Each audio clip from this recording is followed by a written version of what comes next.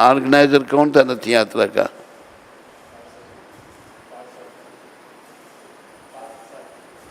पार्थसारथी। पार्थसारथी की ऑर्गेनाइजेशन अच्छी थी, बहुत बढ़िया रथ यात्रा रही। पार्थसारथी नहीं है ना इधर? हैं? सुनाई दे रहा उसको? पार्थसारथी का धन्यवाद। तो देखो, जगन्नाथ, जगन मतलब पूरी दुनिया के स्वामी। दुनिया में ईसाई भी रहते हैं, मुसलमान भी रहते हैं, और भी कई धर्मों के लोग रहते हैं, लेकिन जगन्नाथ सभी के हैं। मैं आपको एक आज कथा सुनाऊंगा। एक जगन्नाथ जी के मुसलमान भक्त हुए, उनका नाम था सालबेग। बोलो सालबेग जी महाराज की। सालबेग जो थे, उनकी कथा इस प्रकार है। उनकी जो माँ थी वो विधवा ब्राह्मणी थी, लेकिन मुसलमानों का राज था, रखो पूरी शुरू से रखो। तो मुसलमानों का कोई थोड़ा पद था उसका, उसने जबरदस्ती उस ब्राह्मणी को, जो विधवा थी, अपनी पत्नी बना लिया। तो सालबेग जन्मा, माँ ब्राह्मणी, बाप मुसलमान। एक बार लड़ाई हुई, उनका लड़ाई हुई तो सालबेग बड़ा जख्मी हो गया, बड़ा कष्ट उसको। तो बाप ने वो तिरस्कार किया उसका, दिन रात तो बड़ा परेशान है। तो सालबेग की माँ जो ब्राह्मणी थी, वो कहती है, बेटा तू ठीक तो हो सकता है, पर तेरा उसमें विश्वास नहीं हो। कहते माँ बता, मैं इतना दुखी हूँ।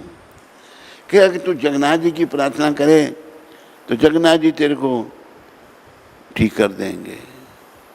कि माँ मैं करूँगा, बता कैसे करना है। नाम बताया माँ ने, जपने के लिए कहा, प्रार्थना की तो भगवान सालबेग के सपने में आए और उसका सारा कष्ट दूर कर दिया। सालबेग जो है बड़ा भक्त बन गया जगन्नाथ जी का। फिर वो कृष्ण का ही भक्त है। तो एक बार कृष्ण की खोज में वो पुरी से वृंदावन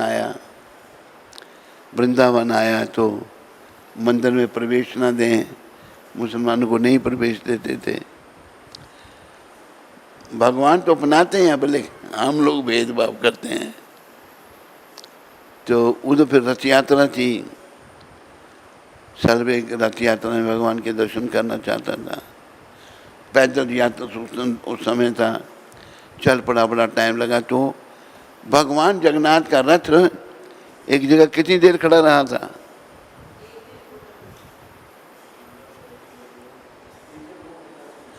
देखो उसमें 2-3 महीने रथ एक ही जगह खड़ा रहा, रथ हिला ही नहीं जगन्नाथ जी का। क्योंकि भगवान सालबेग को दर्शन देना चाहते थे। कोई भी भाव से भगवान की भक्ति करता है, भगवान उस पर कृपा करते हैं। देखो, आत्मा ना हिंदू है, ना मुसलमान है, ना सिख है, ना ईसाई है। आत्मा परमात्मा की अंश है। कर्मों से कोई हिंदू बना, कोई मुसलमान बना, कोई सिख बना, कोई ईसाई बना, पर हम सब भगवान के हैं। तो भगवान सालबेग जी की प्रतीक्षा करते रहे। जब सालबेग जी ने दर्शन किए, फिर रथ चला। और अभी भी जहाँ सालबेग जी की समाधि है, रथ वहाँ रुकता है। समाधि के बाद अभी भी भगवान जब जगन्नाथ रथ पे जाते हैं तो वहाँ रथ रुकता है। तो माँ की कृपा से सालबेग देवी बहुत बड़े भक्त बने कृष्ण भगवान के। उन्होंने कई बड़े अच्छे भजन भी लिखे भगवान की प्रशंसा में। तो मैं ये कथा आपकी पूरी पढ़ के सुनाता हूँ, शुरू से कर दे, तो आप इस कथा को बड़े ध्यान से सुनो और भगवान के चरणों में अपने मन को लगाओ।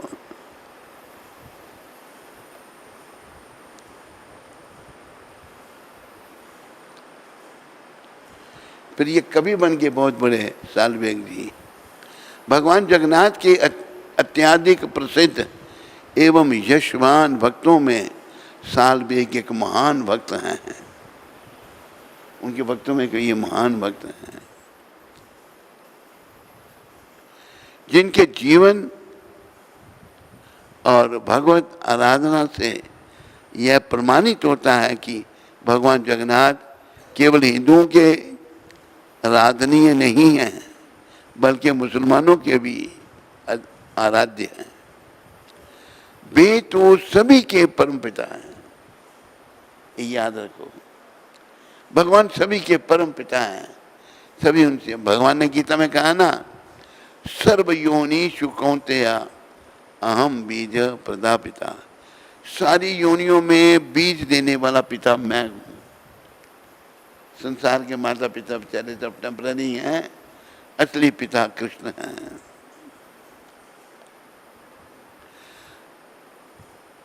उड़ीसा में कटक नामक शहर में लालबेग नामक स्थान में जहांगीर कुली खान या लालबेग नामक अत्यंत दुर्दांत मुगल पठान निवास करता था।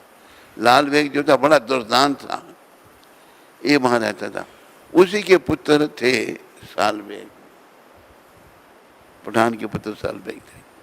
लालबेग मूलतः बिहार का सूबेदार था, परंतु बंगाल के सूबेदार की मृत्यु के कारण इन्हें बंगाल और उड़ीसा का सूबेदार बनाया गया। एक समय वह जगन्नाथपुरी पर आक्रमण करने के लिए निकल पड़े और रास्ते में दंड मुकुंदपुर गांव से गुजरते हुए एक युवा विधवा ब्राह्मणी, जब ये जा रहे थे, युवा विधवा ब्राह्मणी कन्या ललिता को तालाब में स्नान करते हुए देखा। ललिता स्नान कर रही थी माता। उस कन्या के अपरूप लावण्य से मोहित होकर कामांध लालबेग ने उसे बलपूर्वक उठवा कर वहां से अपने साथ कटक लेकर आया, जबरदस्ती लेके गया और उससे विवाह किया। उस कन्या का नाम उसने फातिमा बेगम रखा था। पहले नाम तो दूसरा था, लेकिन फातिमा बेगम नाम रख दिया उसने। कुछ दिनों के उपरांत उसके द्वारा लालबेग को एक पुत्र की प्राप्ति हो गई। अपने नाम के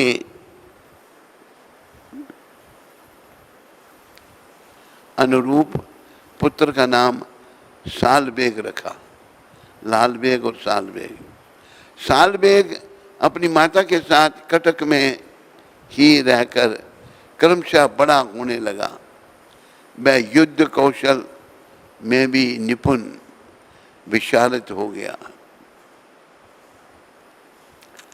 एक बार एक युद्ध में वह शत्रु पक्ष के द्वारा अत्यधिक जख्मी होकर धराशायी हो गया।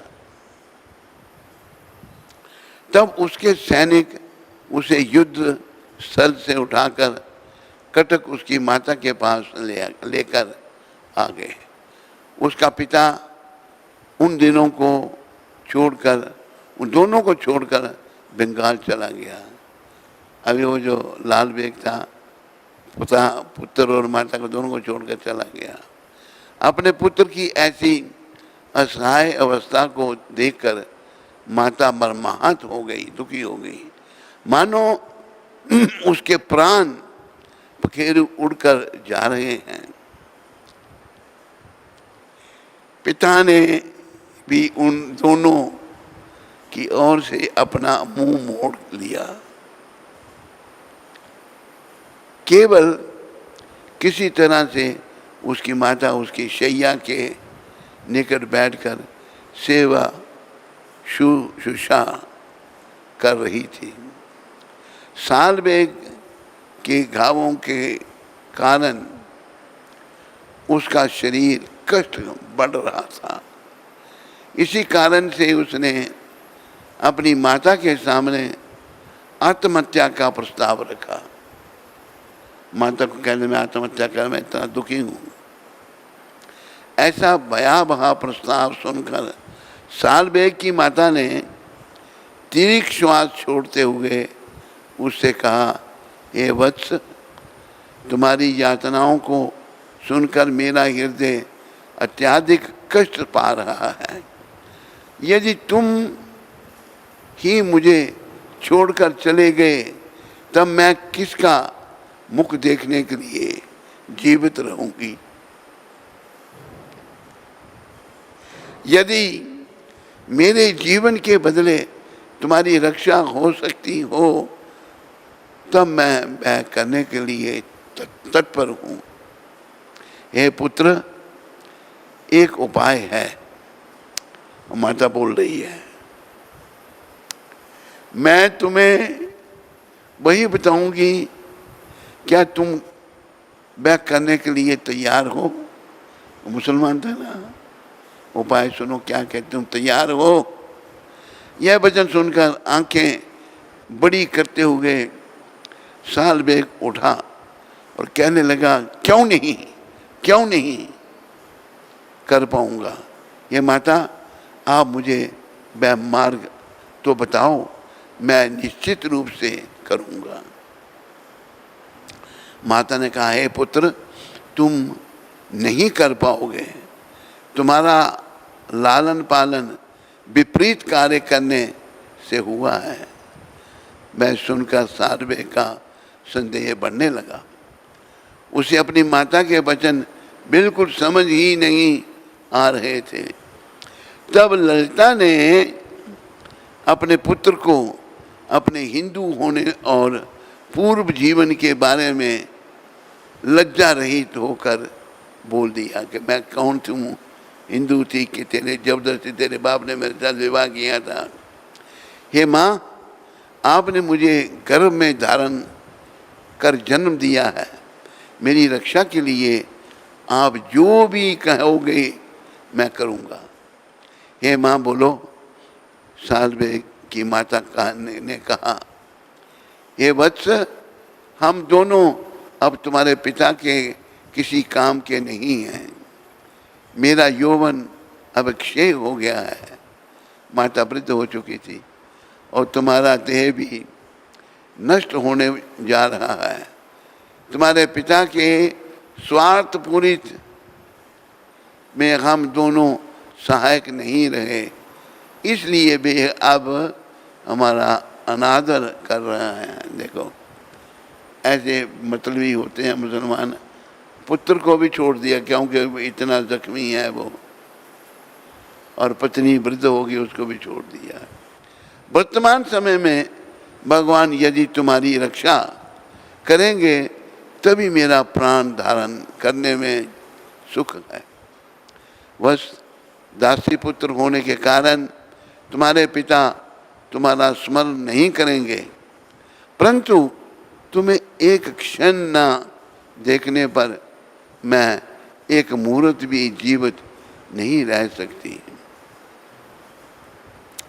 तुमी मोर कंठ रत्न माला, तुमी मोर नयन तुला।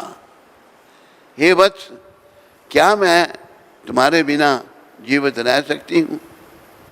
कदापि नहीं। मैं जो कह रही हूँ वह तुम अवश्य करो। यदि इससे तुम ठीक नहीं हुए तब तुम्हारा संग मैं भी अपने प्राणों को त्याग दूंगी। तब साल्वेग बोले, हे मां, मैं तुम्हारी वाणी को सत्य करूंगा। अपनी संतान के इस वचन को सुनकर संदेह रहित होकर माता का हृदय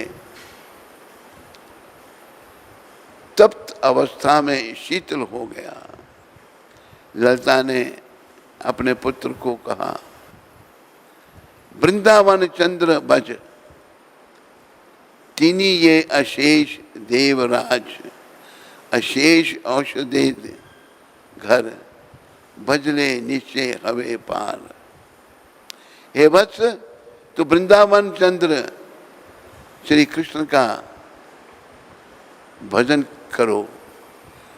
वे सभी देवताओं के राजा या स्वामी हैं। उनके आदेशों का वहन सभी अपने मस्तक पर करते हैं। वे ही सभी महा औषधियों के मूल उद्गम हैं। उनका भजन करने से तुम निश्चित रूप से समस्त कष्टों से मुक्त हो जाओगे। माँ का पूरा भरोसा है, शुद्ध भक्त थी बेचारी वो। इस कष्ट में स्थिति से उबरने का यही एकमात्र उपाय है। यह सुनकर साल्वेग ने अपनी माता से कहा, ये माता, यही करूँगा, परंतु मैं उनके बारे में कुछ नहीं जानता। वे कहाँ रहते हैं, उनका स्वरूप कैसा है, वे कौन से देश के राजा हैं, मैं किस भावना से उनका भजन करूं, यह मुझे समझाओ।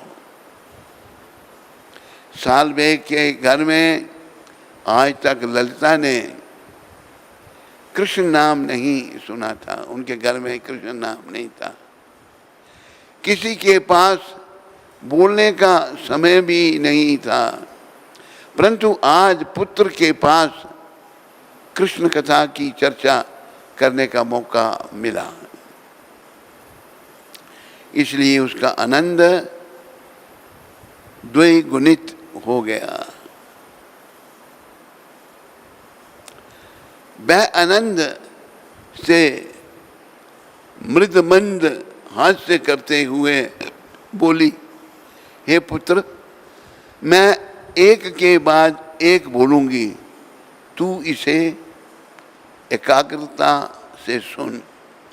वृंदावन चंद्र श्री कृष्ण के पिता का नाम नंद महाराज है एवं माता यशोदा तथा प्रिय श्रीमती राधा रानी है। श्रीमती राधा रानी और श्री कृष्ण किशोर किशोरी हैं। बोलो किशोर किशोरी भगवान की जय। बोलो वृंदावन धाम की जय। भगवान कृष्ण वृंदावन के राजा हैं। वहाँ उनके अनेक भक्त हैं। वे अत्यंत सुंदर हैं, जो मन को तुरंत आकृष्ट करते हैं। अहो, उनके मस्तक पर केश राशि है एवं मयूर पूछ मोरपंख का चूड़ा वह धारण करते हैं। गौरोचना तिलक करण में मकर कुंडल, नासिका में मनमोहक गजमुक्ता, सुंदर दंतावली, अधरों पर मधुर हास्य, शंख समान त्रिरेखा युक्त ग्रीवा, गले में बैजंती माला, वक्षस्थल पर श्री वस्त्र चिन्ह सुबलित, बाहु युगल पीताम्बर धारण, चरणों में नूपुर, चरण तलों में ध्वज वज्रादि चिन्ह एवं त्रिभंग ललिता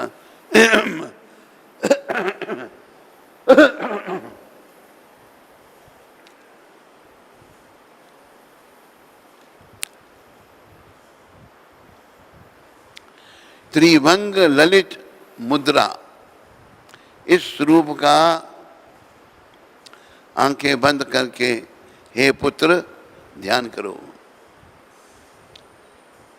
देवर्षि, महर्षि, साधु सज्जन सर्वदा इसी स्वरूप का चिंतन करते हैं। हे पुत्र, तुम भी शुद्ध भावना से चिंतन कर, इन्हीं की कृपा शक्ति से सभी कष्ट में यंत्रणा से दूर हो जाओगे। माँ का पूरा विश्वास है तुम इससे दूर हो जाओगे। माँ ने कह दिया। तब सालबेग ने अपनी माता से जिज्ञासा की, हे माता, तुम्हारे कृष्ण का मुझे परिचय प्राप्त हो गया, परंतु उन्हें कहाँ प्राप्त करूंगा? तब माता ने कहा, तुम जहां उनका चिंतन करोगे वहां ही तुम उन्हें प्राप्त करोगे। भगवान तो सब जगह है। एक दोहा है, हरि व्यापक सर्वत्र समाना। बोलो,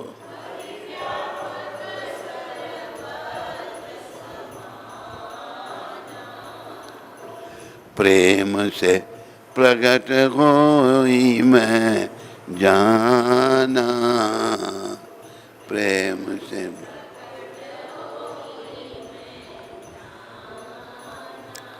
हरि सब जगह है, कण कण में, कोई जगह ऐसी नहीं जहाँ भगवान नहीं है। ये मत सोचो यहाँ भगवान विग्रह रूप में भी है, ऐसे भी है, कण कण में हर जगह भगवान है। भगवान की एक शक्ति देखो, हवा आप महसूस कर सकते हो, देख नहीं सकते, इस भगवान की शक्ति है। तुम अपना भय चिंता छोड़कर उनका स्मरण चिंतन करो। पुत्र ने कहा, कितने दिनों में साक्षात उन्हें प्राप्त कर पाऊंगा? कितने दिनों में मैं इस कष्ट से मुक्ति प्राप्त कर पाऊंगा?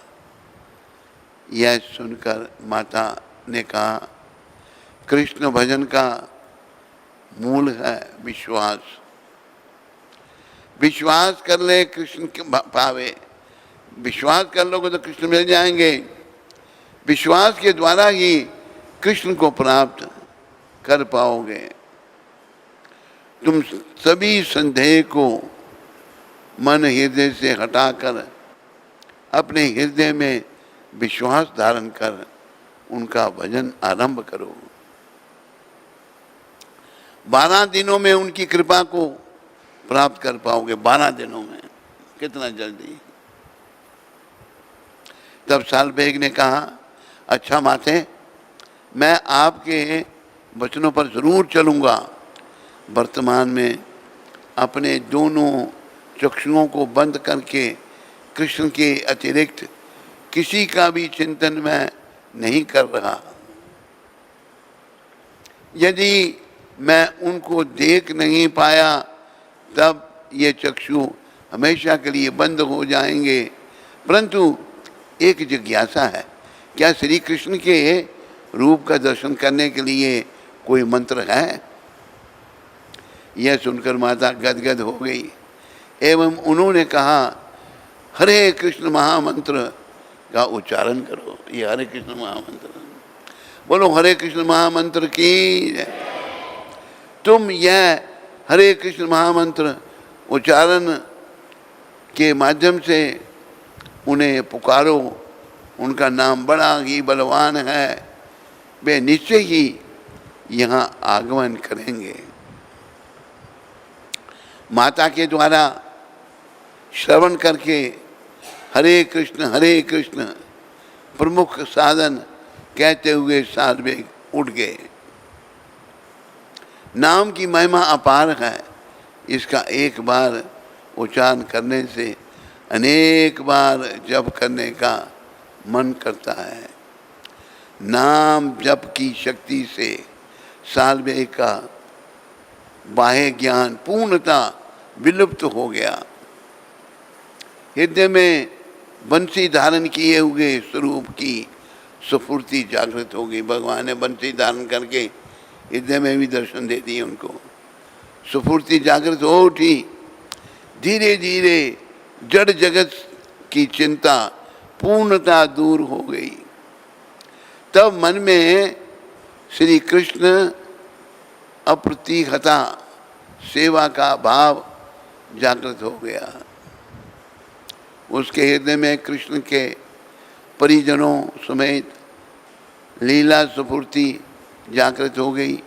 वह मन ही मन भगवान के अप्रतिम लीलाओं का स्मरण करने लगे। अपने आप को भगवत दास तप में उन्होंने स्थिर कर दिया। भगवान श्री कृष्ण के ही एकमात्र विश्वस्त बंधु हैं। इसको मन में स्थिर करके उनके श्री चरणों में आत्मसमर्पण कर दिया। परंतु क्या हुआ, देह का कष्ट में वेदना ठीक नहीं हुई, कष्ट अभी भी है। तब मां से कहा, तुम्हारे कृष्ण की उपासना आराधना की परंतु मेरा कष्ट कम नहीं हुआ, बल्कि वेदना का प्रभाव अधिक बढ़ गया है। अनेक कष्ट तुल करी दया करंती नर हरि, तो मने संशय न कर, विश्वासे भज वंशीधर। हे वत्स, इस नरहरि की लीला बड़ी ही विचित्र है। वह अनेक कष्ट एक साथ प्रदान करके यह देखते हैं कि इस अवस्था में यह मुझे भूलेगा तो नहीं। ये भी भगवान परीक्षा लेते हैं, बड़े कष्ट में भूलेगा तो नहीं भगवान। माता कह रही है, ललिता माता कह रही है, यह ठगते हैं जो उन्हें भूलते नहीं, उनका सदैव मंगल होता है। हे पुत्र, मन में किसी भी प्रकार का संदेह मत करना। पूर्ण विश्वास के साथ उन्हीं वंशीधारी भगवान का भजन कर लो। देखो, ये माता बेचारी शुद्ध भक्त थी भगवान की, उसका पूरा विश्वास है। वही विश्वास अपने मुस्लिम पुत्र को भी दे रही है। वो देखते देखते 11 दिन बीत गए, परंतु आज तक शरीर की वेदना मई स्थिति कम नहीं हुई। 11 दिन बीत गए। तब मां से सालवेग बोले, हे मां, मेरी तो मृत्यु होगी, तुम्हारे हरि को दया नहीं आती, वे मुझे मुक्त नहीं करेंगे। माता बारंबार एक ही कथा कह रही थी, विश्वास के साथ कृष्ण भजन करो। विश्वासा फलदायक, विश्वास है। रात्रि में भगवत चिंतन करते करते, ये क्या कर रहे हैं अंदर?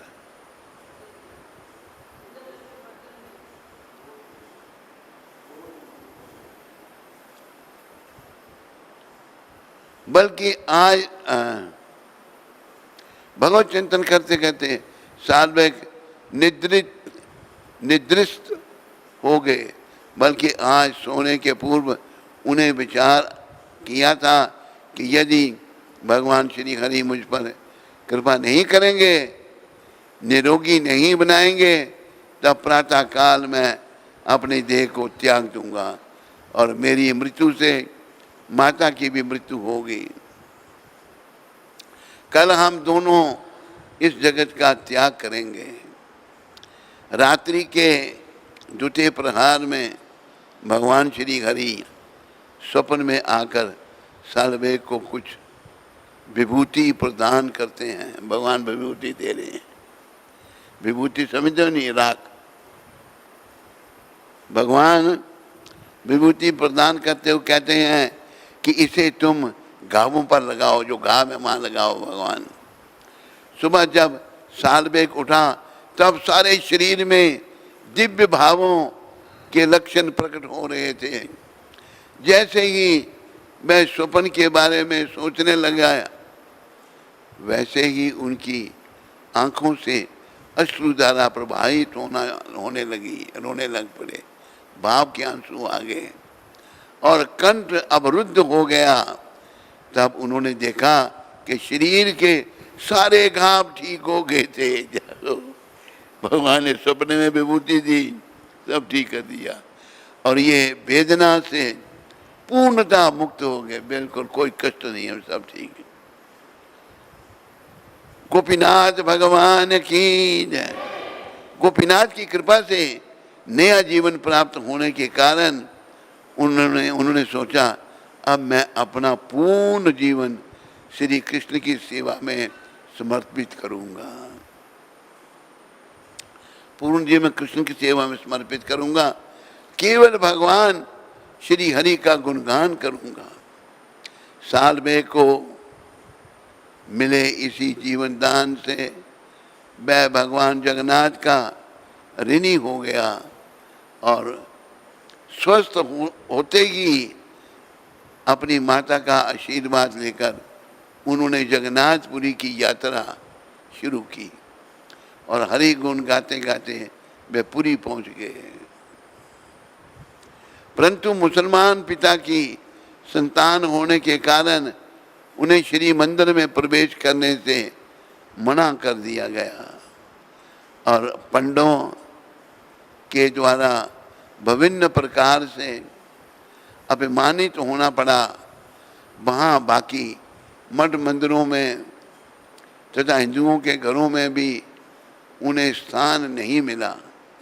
भगवान के पवित्र नाम का जप करने के कारण सालबे की भक्तिमयी भावनाएं जागृत हो गई थी, भक्तिमयी भावना जागृत हो गई थी।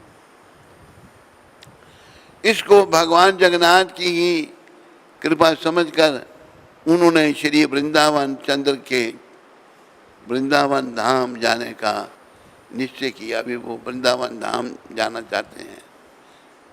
पुरी से वृंदावन की ओर प्रस्थान उन्होंने इसलिए किया ताकि वहाँ ऐसे वैष्णवों का संग प्राप्त कर सकें जो उसके साथ उसके जन्म के आधार पर भेदभाव नहीं करेंगे।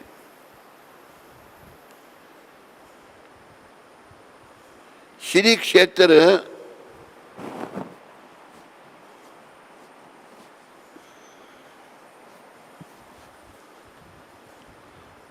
से निकलने के पूर्व उन्होंने भगवान जगन्नाथ से आज्ञा लेते हुए कहा, कहे साल बेगहीन जाते रहूं यवन, तिनी दारू आज्ञा हेला जीवी वृंदावन।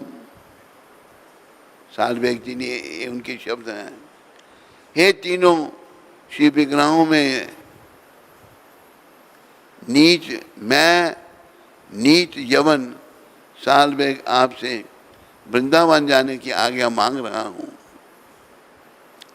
तब बालेश्वर से में रुककर उन्होंने श्री श्याम सुंदर विग्रह का दर्शन किया और शीघ्रता से वृंदावन की ओर चले और गाते रहे, क्या जीवने रात्रि भी जेवे जीवी वृंदावन, दर्शन करिवे जाए श्री मधुसूदन। राधा कुंड श्याम कुंड करिवा स्नान, परिक्रमा करूथी भी गिरी गोवर्धन।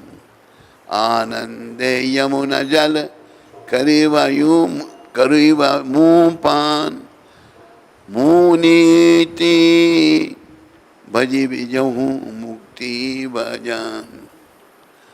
राहा सर धूली अंगे करिवे लेपन, कुंजे कुंजे तरु मूले करिवे शयन। राधा कृष्ण बेनी बिन नोगे कुंजन बन, कहे साल बेगहीना जाति यवन। इस जीवन में मैं वृंदावन जाकर भगवान श्री मधुसूदन का दर्शन करूंगा, राधा कुंड और श्याम कुंड में स्नान करके श्री गिरिराज गोवर्धन की परिक्रमा करूंगा, आनंद से यमुना का जल पान करके मुक्ति प्रदाता भगवान मुकुंद का भजन करूंगा, रास स्थली की ब्रिज रज को शरीर पर धारण करके कुंज तथा वृक्ष के नीचे शयन करूंगा। श्री श्री राधा कृष्ण वृंदावन से भिन्न नहीं है। सालवे कहते हैं कि मैं जाति से यवन हूँ। सालवेग वृंदावन में लगभग 1 साल तक रहे और निरंतर भगवान के दिव्य कार्यकलापों के श्रवण कीर्तन में निमग्न हो गए। विशेषतः राधा कृष्ण के दिव्य गीतों का आस्वादन और रचना की, गीत लिखे और रचनाएं की। बड़े कवि हुए, बहुत बड़े कवि। कुछ दिनों के पश्चात जगन्नाथपुरी गमन की तीव्र लालसा उनके हृदय में जाग उठी, क्योंकि रथ यात्रा नजदीक आ रही थी। वह भगवान जगन्नाथ को रथ पर देखना चाहते थे, परंतु यदि वे चले भी तो वापसी रथ यात्रा भी खत्म हो जाती। फिर भी हृदय में तीव्र लालसा एवं गहरे अनुराग को धारण किया और शीघ्रता से नीलाचल की ओर चल पड़े। रास्ते में सालवेग अत्यधिक बीमार पड़ गए और वह आगे की यात्रा जारी नहीं रख सके। अपनी असहाय अवस्था को देखकर जब उन्हें समझ आया कि वह रथ यात्रा तक पूरी नहीं पहुंच पाएंगे, वह संपूर्ण जगत के नाथ भगवान जगन्नाथ से प्रार्थना करने लगे। भगवत विरह भाव से व्याकुल होकर एक गीत बोल पड़े, जो बाद में उड़ीसा में अत्यधिक प्रसिद्ध हुआ। क्या? जगत बंधु है गोसाई, जगत बंधु है गोसाई, तुम श्री चरण बिनु अन्य गति नाई। सातस पाश्च कोश चालीना परः, मोघ जीव जाई नंदी घोष थिव राही। रथ चारी पाशे लंबे मुखतार चार, शलमल विशुद्धाई प्रभु चका डोला। बाशी पाशव ताले निकाहूं भाद, दर्शन तेनिकी थाऊं केवल्य मुकत। आगे चाले बालभद्र मध्य चांद मुखेर। आसुची कालिया पाछे गहल लगाए रे, कहे साल बेगहीन जाते रैया वन। एही मते आज्ञा है वो श्री वृंदावन। सालवेग जी ने सुंदर भजन लिख दिया और ये उड़ीसा में बड़ा फेमस हो गया, लोग गाते थे इसको अभी भी। हे जगत के नाथ, आपके श्री चरणों के अलावा कोई अन्य गति नहीं है। मैं 7 से 50 कोस का अंतर चल नहीं पा रहा हूँ। हे प्रभु, मेरे आने तक आप अपने नंदी घोष रथ पर विराजमान रहिए। भगवान को कहा अब वहीं रहिए। देखो भगवान भक्तों की प्रार्थना भी सुनते हैं, वहीं रहिए। रथ के चारों ओर मुक्ता की मालाएं लटक रही थी। उसी के बीच आपका चकाडोला जगन्नाथ अतीब सुंदर रूप दिखाई पड़ रहा है। 22 पावच सीढ़ियों के तल में महाप्रसाद भात बिक रहा है। उसे ग्रहण करने से व्यक्ति संसार से मुक्त हो जाता है। रथ यात्रा के समय आगे बलभद्र और मध्य में चंद्रमुखी सुभद्रा। बोलो सुभद्रा माता की, बोलो बलभद्र भगवान की। और अंत में भगवान जगन्नाथ अपने भाई और बहन को आगे रखते हैं। भगवान जगन्नाथ जी पीछे चलते हैं। जगन्नाथ गर्जना करते हुए आ रहे हैं। अपने आप को धिक्कारते हुए सालवे कहते हैं कि मैं जाति से यवन हूँ। हे प्रभु मुझे वृंदावन वापस प्रदान कीजिए। इस गति के बाद सालवे दिव्य अनुवाद से श्री क्षेत्र की ओर दौड़ने लगे, चल पड़े। अब जगन्नाथपुरी में बाहुड़ा रथ यात्रा हो रही थी। जगन्नाथ अपने नंदी घोष पर विराजित होकर श्री मंदिर की ओर आ रहे थे। हजारों की संख्या में भक्तगण उनका रथ हर्षोल्लास से खींच रहे थे। तभी भावग्राही जनार्दन रुक जाते हैं। भगवान रोक देते हैं रथ को। भावग्राही, भाव को ग्रहण करने वाले हैं भगवान। भावों विदिति देवा, भाव से ही भगवान मिलते हैं। वहाँ से वे 1 इंच भी आगे नहीं आ रहे, वहीं रुके भगवान। यज्ञ कीर्तन बड़े बड़े हाथियों के द्वारा रथ को खींचा गया, परंतु कालिया ठाकुर भगवान जगन्नाथ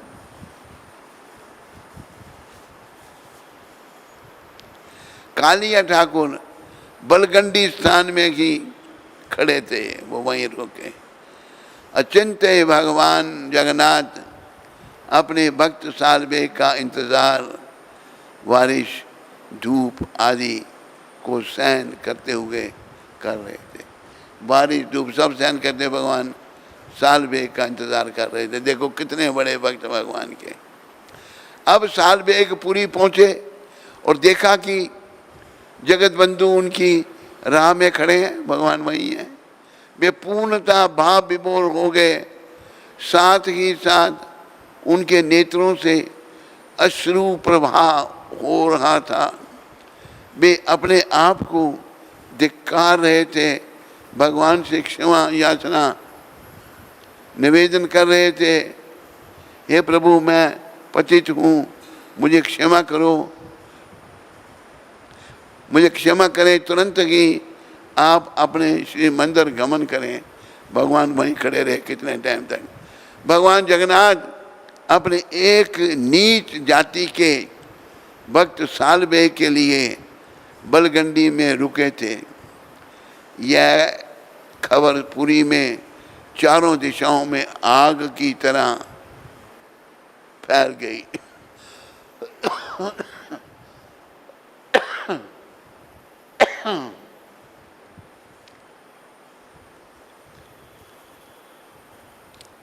हजारों की संख्या में वृंदावन से आए हुए सालवे को देखने के लिए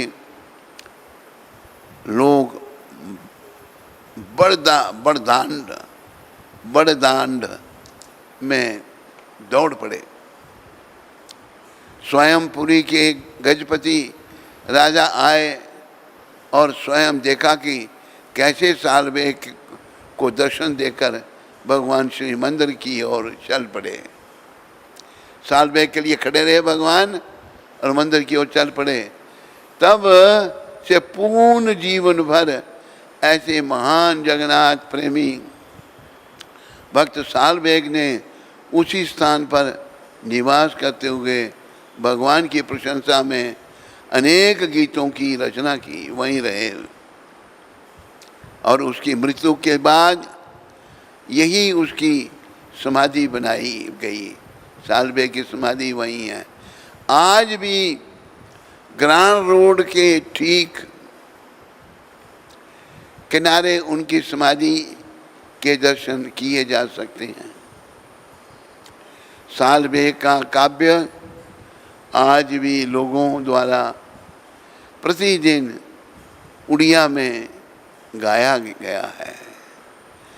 बोलो महान भक्त साल बेग जी महाराज की, बोलो भक्त वत्सल जगन्नाथ भगवान की जय। देखो भगवान कितने दयालु हैं। रथ को एक पर कितने टाइम रुका रहा रथ वहां पर? 12 दिन। 12 दिन ज्यादा। 12 दिन में पहुंच गए थे वो।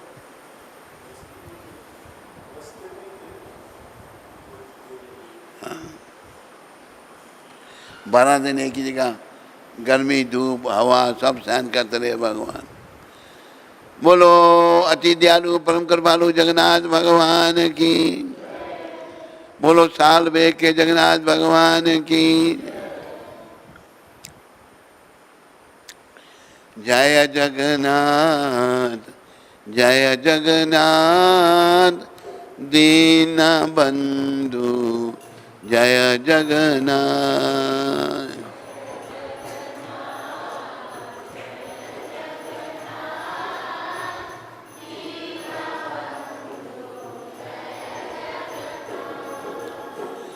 जय जगन्नाथ जय जगन्नाथ दीन बंधु जय जगन्नाथ।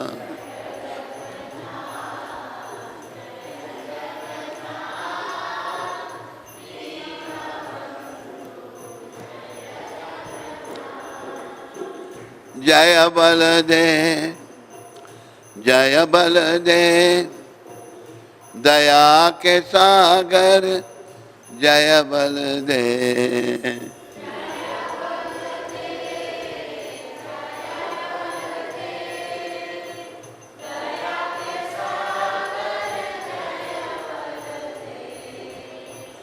जय बलदेव जय बलदेव दया के सागर जय बलदेव।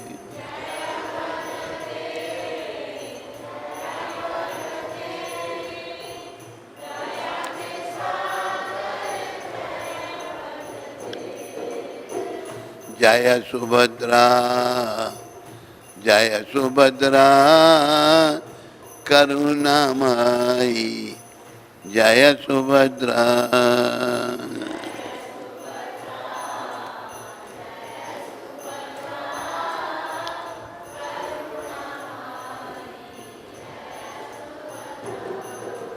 जय सुभद्रा जय सुभद्रा करुणामयी जय सुभद्रा।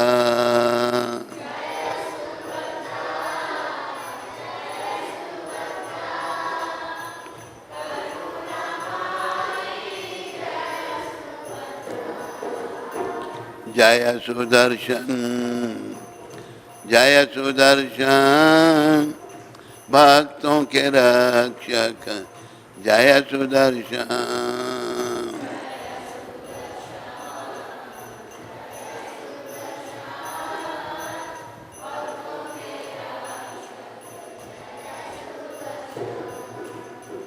जय जगन्नाथ जय जगन्नाथ दीन बंधु जय जगन्नाथ।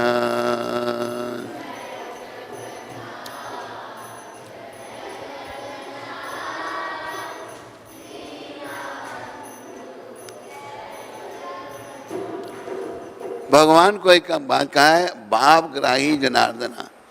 भगवान शरीर को नहीं देखते, भाव को देखते हैं। कोई मुसलमान है, भाव तो उसका कितना दिव्य है। तो इसलिए भगवान को भावग्राही कहा है। तो वही भाव हम सबने जागृत करना है, प्रयास करना है। हमारे गुरु महाराज कृष्ण भावना से भावित थे, ये भी भावुक हो जाते थे, कई बार कंठ रुंध जाता था इनका। तो हमें अपना भाव जागृत करना है। पर जब तक संसार में माया जाल में हम लगे रहेंगे, नोट इकट्ठे कर लेते हैं, पैसे इकट्ठे कर लेते हैं, जब जागे तब सवेरा, जब भी होश आई भगवान के पीछे लग जाना है। ये चुटकी बजाने से कुछ नहीं होगा, समय लग सकता है। सालबेग जी की माता बड़ी भक्त थी, उन्हें 12 दिन में ही भगवान की कृपा मिल गई। सालबेग ने कहा कि बस कल अगर मैं ठीक नहीं हुआ तो मैं प्राण त्याग दूंगा, मेरी माता भी चली जाएगी बेचारी, दोनों मर जाएंगे। रात को भगवान आए सपने में, विभूति दी, लगा लो घाव पर। दूसरे दिन बिल्कुल फिट होके, कोई कष्ट नहीं, सब ठीक कर दिया भगवान ने। तो हमें भाव जागृत करना है। भाव सबके अंदर है, लेकिन वो ढका हुआ है। इसलिए हमने सब कुछ भगवान के लिए करना है। खाना भगवान का प्रसाद, काम करना भगवान के लिए, सब कुछ भगवान के लिए करना, अपने लिए कुछ नहीं। भगवान ने गीता में भी कहा ना, यत् करोषि यदश्नासि यज्जहोषि ददासि यत् तपस्यासि कौन्तेय तत्कुरुषो मदर्पणम। हे कुंती पुत्र, तो जो कुछ करता है मुझे अर्पण कर। क्यों? भगवान को चाहिए नहीं, ताकि हम उनको प्राप्त कर सकें। अभी हम अपने माया के चक्कर में हैं, खाने पीने के चक्कर में हैं, सोने के चक्कर में। नींद बड़ी प्यारी है हमको, सोना मुझे उठा दिया किसी ने, क्यों उठाया मेरे को? और मैं यहाँ गर्मी लगती, मैं तो ठंडी जगह सोऊंगा। सोने से कितना प्रेम, गर्म जगह नहीं मैं सो सकता, ठंडी जगह चाहिए मेरे को, नहीं सोऊंगा यहाँ पर मैं, ठंडी जगह। तो ये हमें भगवान से प्रेम करना है भाई, सोने से, खाने से, बेकार के। ये तो नश्वर है, नाशवान शरीर है। सालबेग जी की जहाँ समाधि बनी है, आज भी रथ वहाँ रुकता है। सालबेग जी की समाधि पर आते, कितने महान भक्त, और 12 दिन में ही भगवान ने कृपा कर दी। उन बच्चों पर कल प्राण छोड़ देंगे हम, ठीक नहीं। भगवान ने परीक्षा ली, माता ने कहा भगवान परीक्षा लेते हैं, देखते हैं कितना पक्का भक्त है। प्राण छोड़ने के जब सोचा तो भगवान रात में दर्शन दिए, विभूति लगाओ शरीर पर, दिन को शरीर बिल्कुल फिट, सब कष्ट दूर हो गए।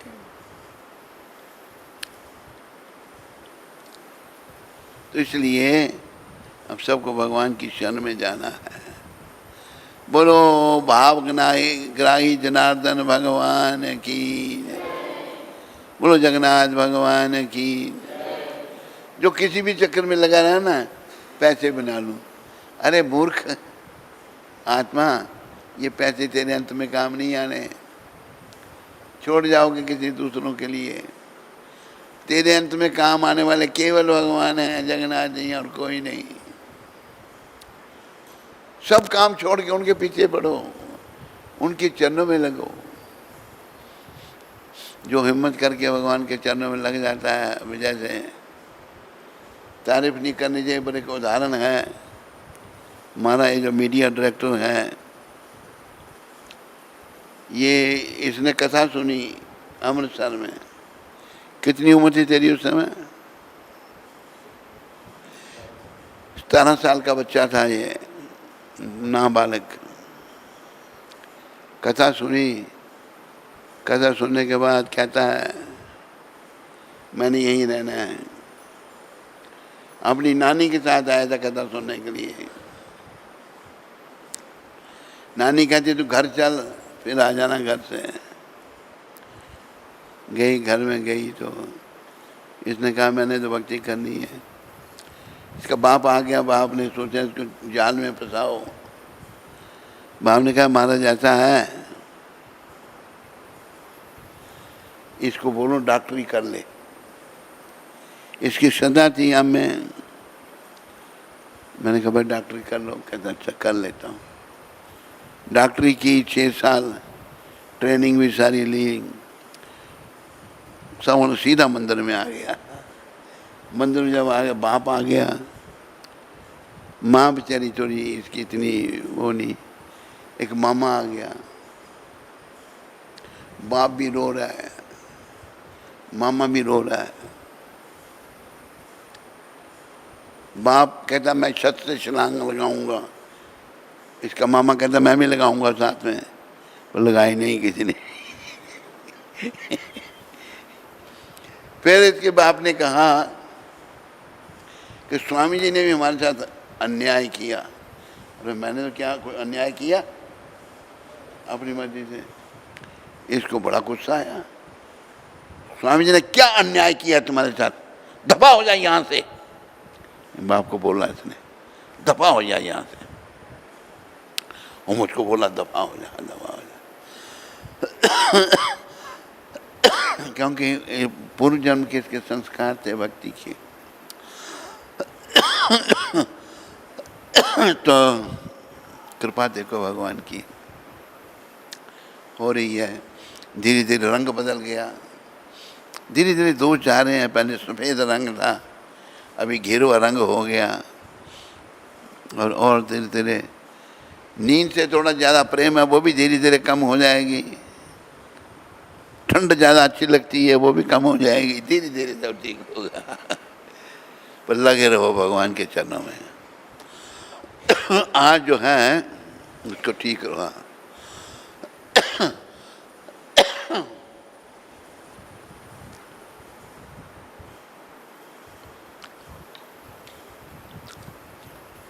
पाँच तारीख है, 5 जुलाई।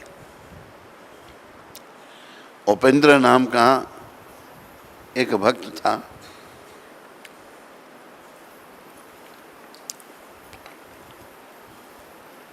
मुझे जब प्रभुपाद जी की सेवा मिली वृंदावन में, मेरे से पहले उपेंद्र था। यही उपेंद्र।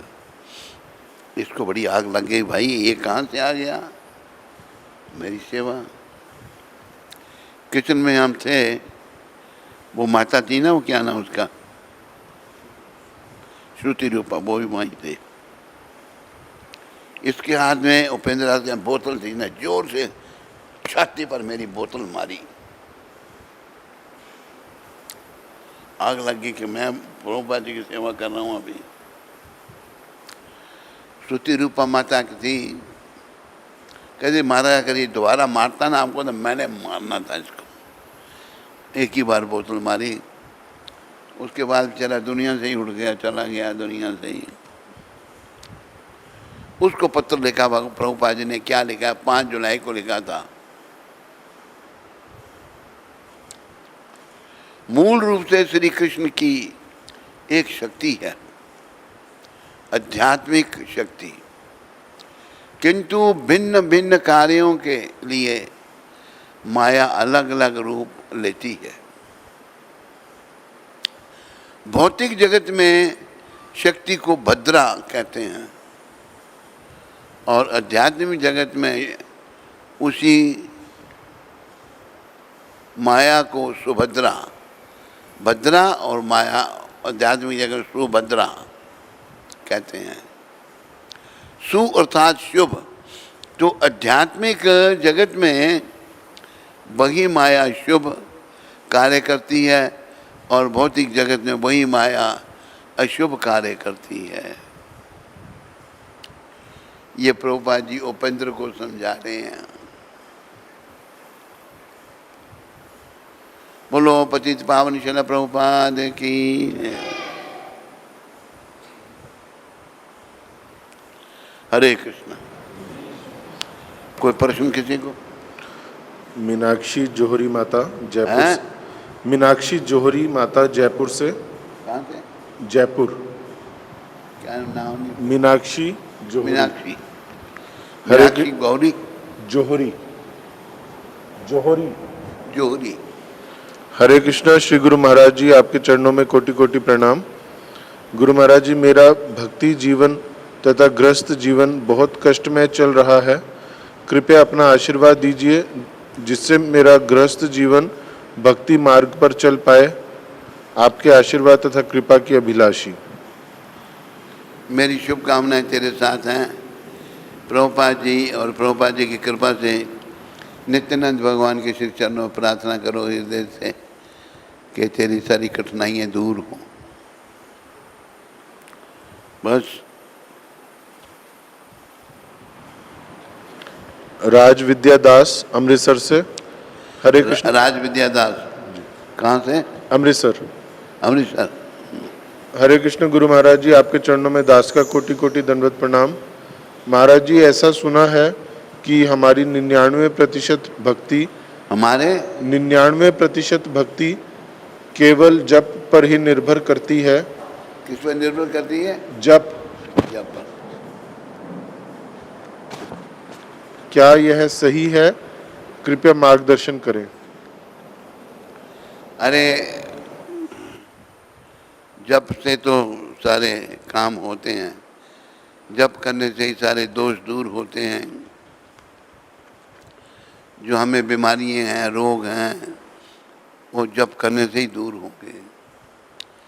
इसलिए तू इतना जप कर कि हद कर दे कि यमराज भी तेरा खाता रद्द कर दे। जब में तुम बड़ा क्या डिटेल, जब की कोई महिमा नहीं है। जब की महिमा अगाध है, शेष और शारदा भी वर्णन नहीं कर सकते। जब की महिमा इतनी है पार। समय नहीं है, पर तेरे को मैं एक कथा सुना देता हूँ छोटी सी। एक बार रामनवमी मनाई जा रही थी। राम भगवान अपने सिंहासन पर बैठे थे, माता सीता भी साथ थी उनके। रामनवमी थी, सब राजे महाराजे ऋषि मुनि भगवान को जन्मदिन की बधाई देने के लिए आ रहे थे। बहुत सारे ऋषि मुनि आ चुके थे, बहुत सारे आ रहे थे। तो एक क्या नाम था उस राजा का? राजा महेंद्र आया, उसने भगवान को प्रणाम किया, जन्मदिन की बधाई दी। बैठे हुए ऋषि समाज को प्रणाम करने लगा। पहले नारद जी बैठे थे, नारद जी को प्रणाम किया।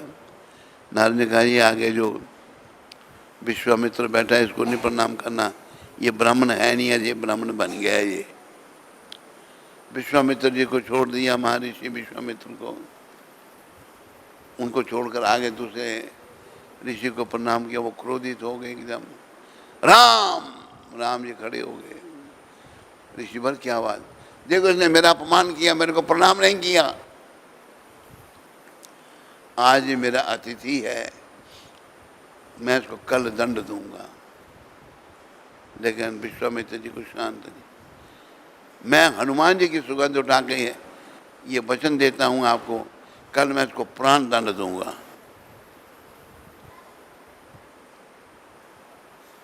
क्या करने आ गया, क्या डिस्टर्ब करने आ गया तुम? बैठ जा नीचे, बैठ उधर। क्या सर पे आगे खड़ा हो गया? तो क्या कह रहा है तेरे को ऐसे कुछ?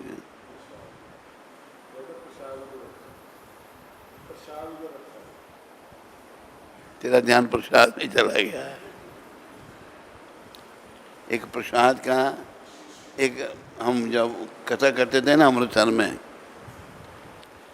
एक भक्त कही हमारे कोई बोले, मैंने बोलो, वो कहता कथा के अंत में, भगत भूखे प्रसाद दे ते पौकन सारी रात, उठ उठ मारन चांतियां ते किथे गया प्रसाद। इसका ध्यान वैसे ही प्रसाद की तरफ चला गया। प्रसाद इधर पड़ा, कोई बात नहीं। तो क्या हुआ, विश्वामित्र जी को बड़ा क्रोध आ गया। भगवान ने कहा मैं हनुमान जी की सुगंध उठा के कल राजा को, महेंद्र राजा को प्राण दंड दूंगा। राजा घबरा गया, कल मारा जाऊंगा मैं। नारद जी को कहा महाराज ये क्या कर दिया आपने, कि तुम ऐसा करो फलानी जगह जाओ, वहाँ हनुमान जी कीर्तन कर रहे हैं। ट्रेनिंग दे दी सारी, जाके गिर गया हनुमान जी महाराज, त्राही माम त्राही माम। हनुमान जी कहते बात बताओ, महाराज मेरी रक्षा करो। भाई बात तो बताओ, रक्षा करो। ट्रेनिंग दी थी। अच्छा मैं तेरे को राम जी की सुगंध उठा के तेरे को वचन देता हूँ, तेरी रक्षा करूँगा। कहते महाराज राम जी ने आपकी सुगंध उठा के मुझे मारने का वचन किया, कहते पहले क्यों नहीं बताया। कहते महाराज फिर मेरी रक्षा कैसी होती है। अच्छा कोई बात नहीं। रामचंद्र जी आ गए दूसरे दिन धनुष्मान लेके। रामचंद्र जी जब आए तो बोला हनुमान इसको छोड़ दो। कहते प्रभु मैं आपकी सुगंध उठा के इसको रक्षा का मैं वचन दे चुका हूँ, कि मैं तेरी सुगंध उठा कर इसको मारने का वचन दे चुका हूँ। कहते फिर आप अपना वचन निभाओ, मैं अपना निभाऊंगा। भगवान तीर छोड़ रहे हैं, तीर हनुमान जी की गदा में घुस रहे हैं। महेंद्र को कुछ नहीं हो रहा।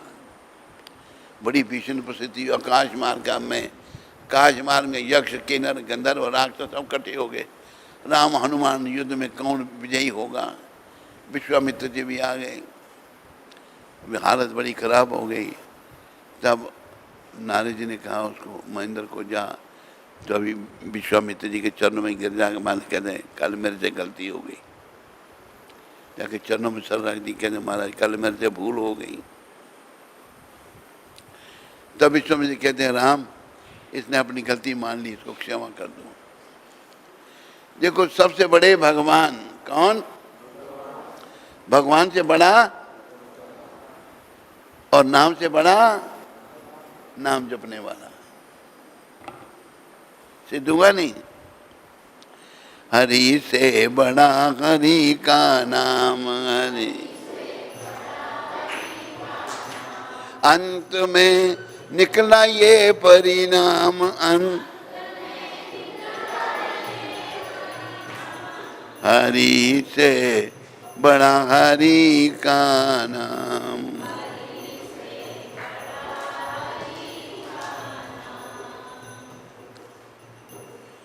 बोलो हरि नाम प्रभु की। हरे कृष्णा। रितु लूथरा माता दिल्ली से। रितु लूथरा माता दिल्ली से। रितु लूथरा। रितु लूथरा। हरे कृष्ण गुरु महाराज जी, आपके श्री चरणों में मेरा कोटि कोटि प्रणाम। आज मेरी बेटी सुरुचि का जन्मदिन है। कृपया आप उसे आशीर्वाद प्रदान करें। मेरी शुभकामनाएं। पर तेरी बेटी के जन्मदिन पर कुछ लड्डू शड्डू भी बांटने होते हैं ना, वो तो तूने कुछ किया नहीं इंतजाम, पर मेरी शुभकामनाएं तेरी बेटी के साथ। बस। हरे कृष्णा। जाओ प्रसाद लाओ।